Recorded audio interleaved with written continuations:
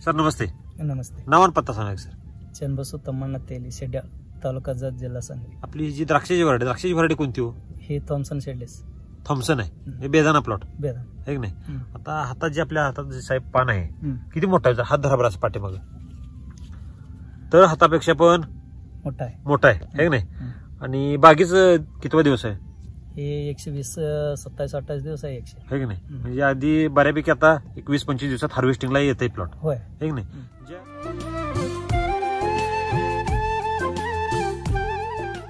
ज्यावेळेला प्लॉट हार्वेस्टिंगला येतो त्यावेळेला एवढं हिरवं गार पान असं राहते का हो? आता राहते आहे की नाही. आता राहायला लागले. आता ही जी कॅनोपी बघ, असं अंतर किती आहे मला सर? सरीतलं अंतर 10 फूट आहे. 10 बाय 5 10 बाय 5 वर लागण केली. आता कॅनोपी पण बघायला तर अतिशय सुंदर आहे. घडांची संख्या जर बघायला गेलो तर एका काडीवर किती घड आहेत? एका गाडीवर 2 आहेत, 3 आहेत, 4 आहेत. कमीत कमी 2 आहेत. हा, कमीत कमी 2. जास्तीत जास्त किती आहेत? 4 आहेत. 4 आहेत. एका वेलीवर घडांची संख्या किती? 100 ते 110-20 पर्यंत आहे. 100 ते 125 पर्यंत आहे म्हणा. आहे की नाही. आणि बागेचं वय किती? बागेचं वय हे दुसरा पीक आहे, म्हणजे ते 3 वर्ष लागण करून 3 वर्ष झाली आणि हे पीक आहे दुसरं. आहे की नाही.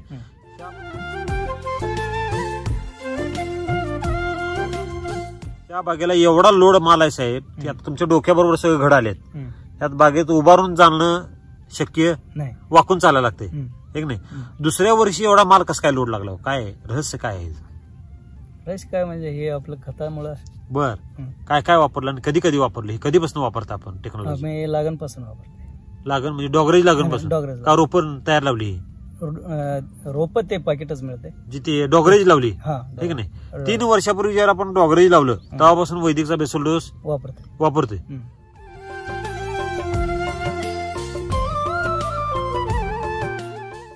आतापर्यंत ह्याला किती डोस झाले असेल आतापर्यंत? 3 वर्षात 5 ते 6 झाले. 5 ते 7 5-6 डोस झाले. त्याचा फायदा काय झाला का?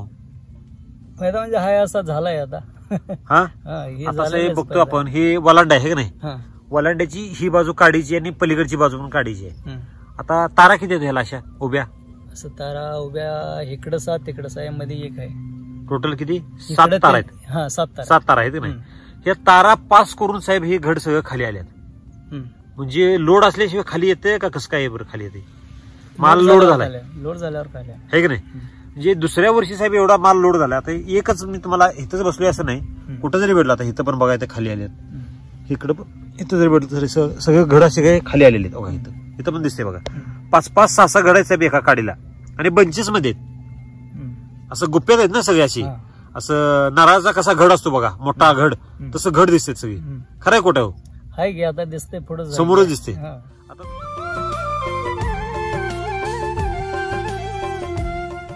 आता तुम्ही द्राक्ष शेती किती वर्षाला करताय साहेब? मी ते कमीत कमी 27-28-30 वर्ष झालं. 30 वर्षाला द्राक्ष शेती केली. अगोदर जी शेती केली ती केमिकल शेती आहे की नाही. केमिकल शेती आणि वैदिक शेती मधला काय बदल जाणवतो? विलक्षण बदल काय आहे असा?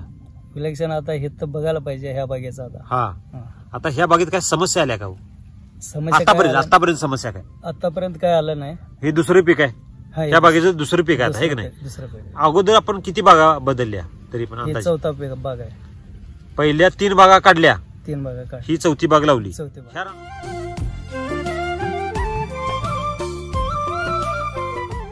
टोटल शेती किती आपली?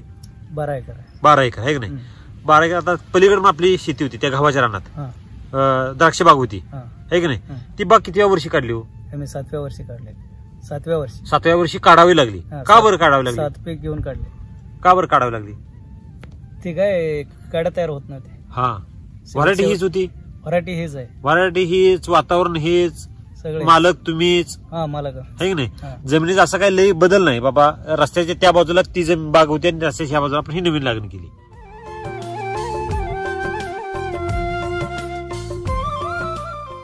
ह्या बागेत आता लहानपणापासून आपण वैदिक दिलं. ह्यात आता ही शेंडाच पान बघतो. ही शेंडाच पान आहे ना. हे घडाच्या पुढे किती पान आहे जरा मोजा बरं साहेब अंदाजे. घडाच्या पुढे मोजा.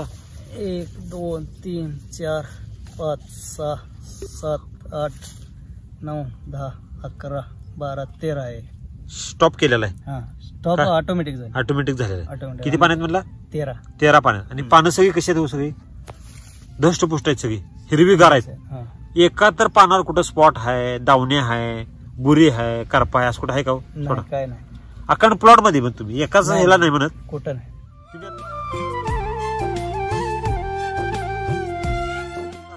रासायनिकचे अगदी द्राक्ष बाग म्हणलं किती फवारे मारावं लागतं, तो भरमसाठ फवार मारावं लागतात, फवारे मारायला लागणार. हे की नाही, तर ते कुठं नियंत्रणात येते.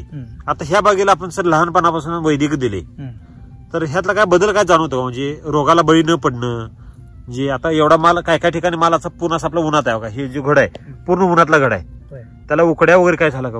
नाही झालं. उकडा नाही, सन भरणं नाही, नाही, मम्मी झाले नाही कुठं काय.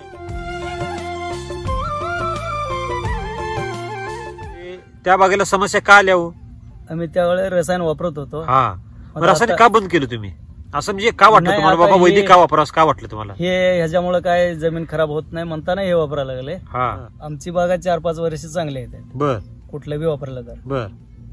आणि आता हे 4-5 वर्षानंतर आपलं बाग टिकलं पाहिजे म्हणून आम्ही हे वापरायला वापरायला लागले, म्हणजे आपल्याला 4-5 वर्षात असं बागा करून आपण 3-4 बागा काढल्या, पण काढलंय. हे पण बागाची तशीच परिस्थिती होऊ नये. हा, हो नाही म्हणून आम्ही ते बदलून हे साहेब आता एवढं मोठं हे आता सांगाडा द्राक्ष बाग म्हणजे एवढी साधी सोपी गोष्ट नव्हे सोपी साहेब. नाही. सांगाड असतो त्याला, हम्म. पोल आले, अँगर आले, तार आले, खर्च भरपूर आहे. खर्च भरपूर, म्हणजे फाउंडेशन लेवल जे आहे ते भरमसाठ खर्च आहे याचा, एकरी 7 लाख रुपये पुरत नाही. पुरत नाही ते हा. स्टँड करायला नुसतं. स्टँड करा. आणि हे जर सर आपला खर्च जर आपला 6-7 वर्षात जर मोडावा लागत असेल, हा. म्हणजे घर बांधायचं 6-7 वर्ष राहायचं आणि परत मोडायचं हा. पडत असेल, तर त्या घराचे काय उपयोग आहे का हो? काय त्याचा काय उपयोग? ते घर कसं पाहिजे आपलं, टिकलं स्ट्रॉंग पाहिजे, हा. 2-2 पाहिजे. पिढ्या राहिल्या पाहिजेत. होय. म्हणजे आपली ही जी बाग आहे हम्म. ह्याला आपण लहानपणापासून दिले, होय. आणि हे असं जर वैदिक जर सातत्याने चालू ठेवलं, हा. तर ह्याचं सुद्धा आयुष्य 100% बदलणार आहे.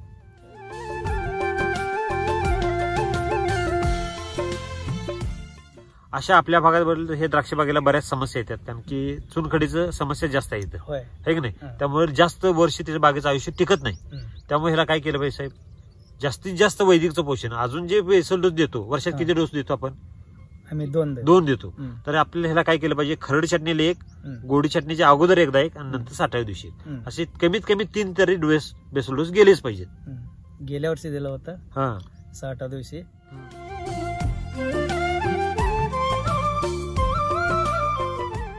आता ही जे घड आहे साहेब बघा बरं, घडाची लांबी किती असेल, त्या अंदाजे वजन किती 8 असेल इंच आहे, 9 इंच आहे.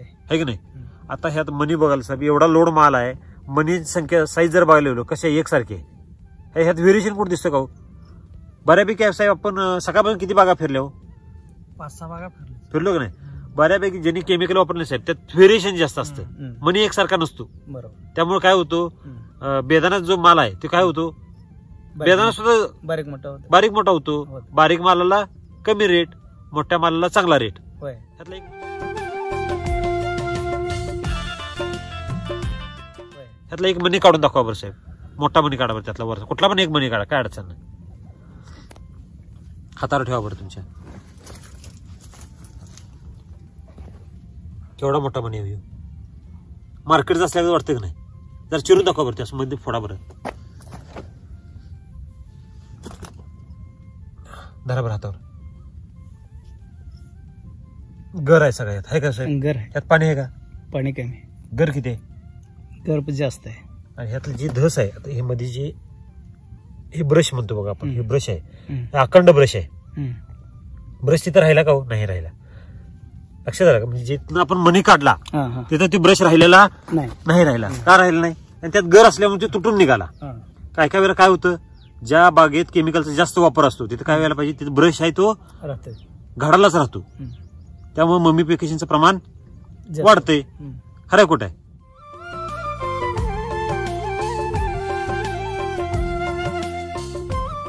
तर वैदिक मध्ये एवढी ताकद आहे का हो बाबा, म्हणजे एवढी लोड असताना सुद्धा टिकवून क्षमता करायची म्हणा, शेवट पण हिरवेगार पण नाही, हिरव्या आहे की नाही.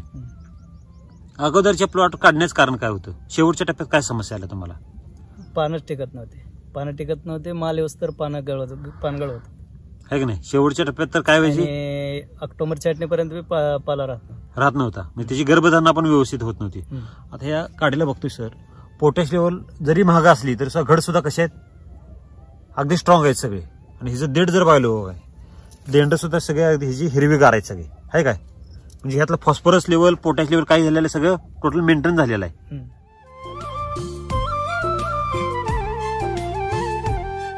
नाही, आपल्या भागात जे काही शेतकरी आहेत त्यांना तुम्ही काय संदेश द्याल? वैदिक वापरलं पाहिजे का केमिकल वापरलं पाहिजे, काय वाटते तुम्हाला? आता सध्या हे प्लॉट आमचं दुसरं पीक आहे. हा म्हणजे ते आम्ही अगोदर बी शेती केले, हा ते 4-5 वर्षानंतर ते खराब झाले रसायन. हा हा आता हे आता मी बी पहिल्यासारखंच करत आलंय, तू वैदिक वापरलंय. बर. आता ही 4-5 वर्ष नंतर बी टिकलं पाहिजे. हा, तर ही जी खरी ताकद म्हणायची. हा, हे जे आम्हाला कळणार आहे. हा, म्हणजे आता बाळाचे पाय पाण्यात दिसत म्हणल्यावर आता ही झाडाचा लोड जरी बघता आणि झाडाची कळा जरी बघितली तर समाधान वाटतं इथं आले की. तर तुम्हाला मार्गदर्शन कोणाचं लाभलं सर? हे अप्पू बिराजदार वळसंग, ते तुम्हाला येऊन मार्गदर्शन करतात. होय सर नमस्ते. नमस्कार. तुमचं नाव आणि पत्ता सांगा सर. अप्पासो बिराजदार, हा. गाव वळसंग, तालुका जत, जिल्हा Sangli. Mobile number 8698 17 17 14. Okay, thank you, best of luck sir. Namaste.